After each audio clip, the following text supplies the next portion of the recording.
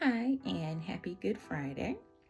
So, today I wanted to read two different scriptures. So, I'm going to read some verses from the Gospel of John uh, set during Jesus's trial, just because I like the interaction that he has with Pontius Pilate. And then for the actual account of Jesus's crucifixion, I'm going to go to the Gospel of Luke. So, first, in John 18, verses 37 and 38.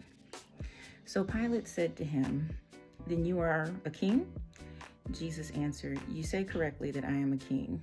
This is why I was born, and for this I have come into the world, to testify to the truth. Everyone who is of the truth hears and listens carefully to my voice." Pilate said to him scornfully, "What is truth?" And when he had said this, he went out to the Jews again and told them, "I find no guilt in him, no crime, no cause for an accusation." And then I'm going to go to chapter 19 in John, verses 10 and 11. So Pilate said to him, "You do not speak to me? Do you not know that I have authority to release you, and I have authority to crucify you?" Jesus answered, "You would have no authority over me at all if it had not been given to you from above. For this reason, the sin and guilt of the one who handed me over to you is greater than your own." So I just like those interactions between Jesus and Pontius Pilate, because it really shows the arrogance of human beings when confronted with truth. And it kind of reminds me of our current state in the world. I think people believe too much in the power of other human beings, and often when people are confronted with the truth, they act like Pontius Pilate. Well, what is truth? And people know absolutely what is right and wrong. They just are choosing not to do right. So that's why I like that interaction. But on to the Gospel of Luke in chapter 23. I'm going to read verse 39 through 47.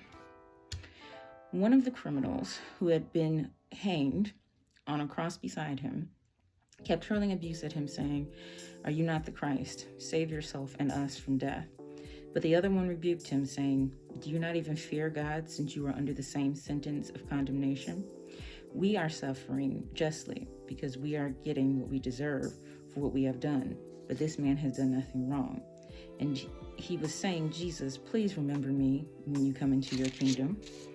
Jesus said to him, "I assure you and most solemnly say to you, today you will be with me in paradise."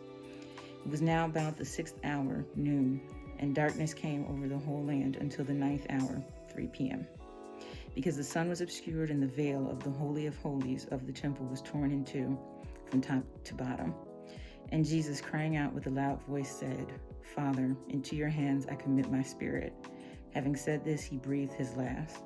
Now when the centurion saw what had taken place, he began praising and honoring God, saying, "Certainly this man was innocent." So that's the account of Jesus's crucifixion on the cross, death on the cross, according to the Gospel of Luke. And like I mentioned when I posted on Palm Sunday, the Gospels all have similar stories, but different accounts, if that makes sense. So, for example, the Gospel of Luke is the only one that actually goes into detail about the two other men that were on the cross next to Jesus. So I think that's interesting. And then on Sunday, I'm going to do Gospel of Matthew for Jesus's resurrection. Hope everybody has a good Friday. It's funny, Good Friday, I always feel like it's dark and rainy on purpose and overcast, because today here in Michigan it's supposed to get up to 78, and it's but it's not. It's nice outside, but it's not warm outside, and it is overcast. So I always think that's an interesting thing, at least from my experience on Good Friday, of it being overcast. But I pray that everyone had a blessed week, and so many things to pray about as we go into this weekend and Easter Sunday. And I pray for everybody, and I hope you pray for me.